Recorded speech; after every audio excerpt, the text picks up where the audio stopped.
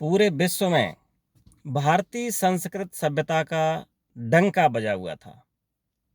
वो क्यों बजा हुआ था? भारतीय संस्कृत सभ्यता को सर्वोपरि माना जाता है और माना जाता था। तो क्यों आप लोगों को बताना चाहूँगा। नमस्ते एवरीवन, कैसे हो आप सभी लोग? आशा करता हूँ आप सभी लोग मस्त और व्यस्त होंगे। तो आज हमारी भारतीय संस्कृत सभ्यता पर चर्चा ऐसी है कि आप सुनोगे तो आपको पता चलेगा कि हाँ, वास्तव में इसीलिए हमारी भारतीय संस्कृत सभ्यता को सर्वोपरि माना जाता है। भारत में सबसे बड़ी बात कि 3 ऋतुएं होती हैं, जबकि 3 ऋतुएं और देशों में नहीं होती हैं। किसी में अगर होता है तो बारिश ज़्यादा है, बारिश होती है, किसी में सर्दी होती है, किसी में तो गर्मी होती है, भयंकर गर्मी होती है। वहाँ लोग हर ऋतुओं से परेशान हो जाते हैं। तो सबसे बड़ी बात यह है कि हमारे यहाँ तीनों ऋतुएं होती हैं, गर्मी, सर्दी, वर्षा, और तीनों का हम लोग आनंद लेते हैं और देशों में ऐसा नहीं है। हमारे यहाँ खाने में सबसे ज़्यादा हर चीज़ आपको मिलेगी, ज़्यादातर शाकाहारी चीज़ें जैसे दाल, चावल, चना, मटर, ये जो भी है, आटा, हर जगह ये आपको नहीं मिल सकते। कहीं तो चावल है, दाल है, कहीं मछली है, कहीं आटा है ही नहीं। तो यहाँ सब चीज़ मिल जाती है। ज़्यादातर हमारा देश शाकाहारी है, कहीं कहीं देशों में मांस भी लोग खाते हैं, लेकिन अपने यहाँ सबसे ज़्यादा ये शाकाहारी भोजन है और देशों में ऐसा नहीं है। और सबसे बड़ी बात अगर की जाए तो यहाँ संस्कारों की खान है। मतलब संस्कार यहाँ हमारे यहाँ बहुत पहले हर चीज़ में हुआ करता था। अगर बेटा बाप को बुलाता था तो यहाँ कोई नाम नहीं ले सकता, बेटा बाप का नाम नहीं ले सकता, बेटा बेटी माँ भाई का नाम नहीं ले सकते हैं।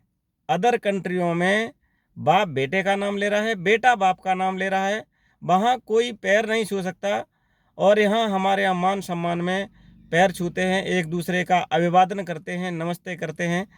तो ये जो कल्चर हमारे यहाँ है, ये अदर कंट्रियों में बहुत कम है, ऐसा नहीं देखा जाता है। हमारे यहाँ पर नर नारी को सम्मान देता है, नारी नर को सम्मान देती है। अदर कंट्रियों में अपने काम से काम रखते हैं। और हमारे यहाँ पे ज़्यादातर एक ही शादी महिला पुरुष करते हैं और वो शादी लास्ट टाइम तक होती है। और वो बोलते हैं ना, फेरे जो होते हैं वो 7 जन्मों तक के लेते हैं, लेकिन हमारे यहाँ एक बार ही शादी लोग करते हैं। अगर कहीं कोई दिक्कत हो जाती है तो अलग बात है। अदर कंट्रियों में और देशों में 2-2, 4-4, 5-5 लोग शादियां करते हैं। लड़की भी करती हैं, एक छोड़ती हैं, दूसरा करती हैं, दूसरा छोड़ती है, तीसरा करती है। लेकिन हमारे यहाँ ऐसा नहीं है। तो इसलिए भी हमारा देश सर्वोपरि है।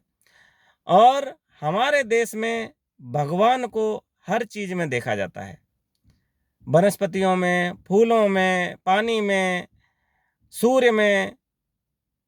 और हम सब लोगों को एक मान सम्मान की दृष्टि से सब चीज़ को देखते हैं और उसमें भगवान मानते हैं। लेकिन अदर कंट्रियों में ऐसा नहीं है।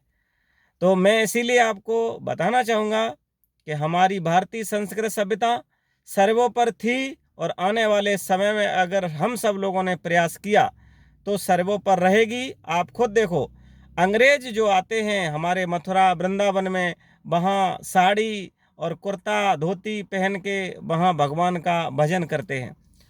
लेकिन क्या है, हमारे यहाँ के लोग फॉरेन कल्चर को अपना रहे हैं और फॉरेन के इंडिया के कल्चर में प्रवेश हो रहे हैं। तो आप देखिए कि हमें गर्व होना चाहिए अपने पर कि हमारी भारतीय संस्कृत सभ्यता सर्वोपरि थी और सर्वोपरि है और सर्वोपरि रहेगी। तो हमें अपनी सभ्यता पे, हमारी अपनी सभ्यता को बनाए रखने के लिए आप प्रयास कीजिए और आगे बढ़ते रहिए। ऐसी हमारी भगवान से प्रार्थना है कि अपनी संस्कृत, अपनी सभ्यता को जहाँ भी रहो वहाँ बढ़ावा दीजिए। और इन्हीं शब्दों के साथ जय हिंद, जय भारत।